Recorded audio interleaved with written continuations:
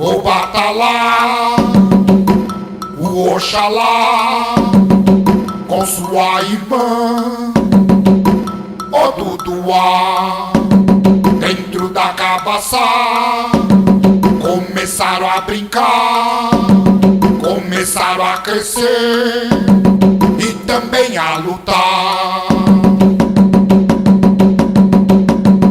O Lorum gritou que o mundo se faça. O seu grito rompeu em duas partes a cabaça.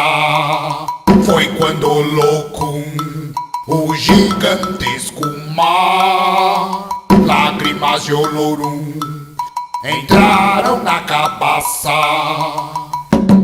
Olorum gritou que o mundo se faça. O seu grito rompeu em duas partes a cabaça.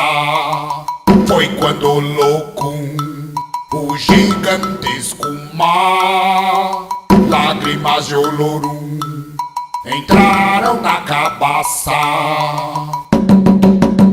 Olorum dá ordem para o Batalá: construa um mundo para os seres morar.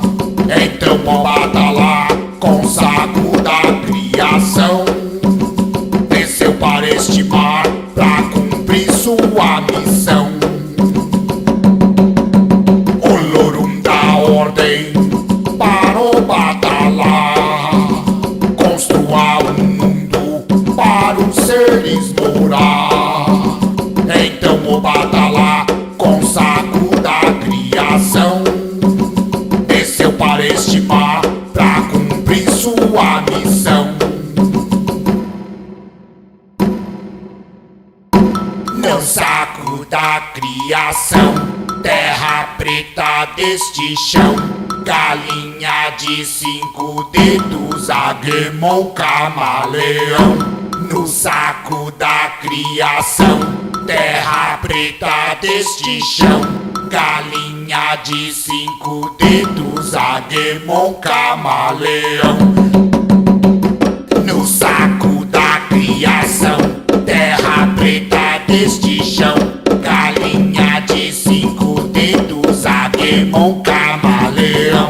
No saco da criação, terra preta deste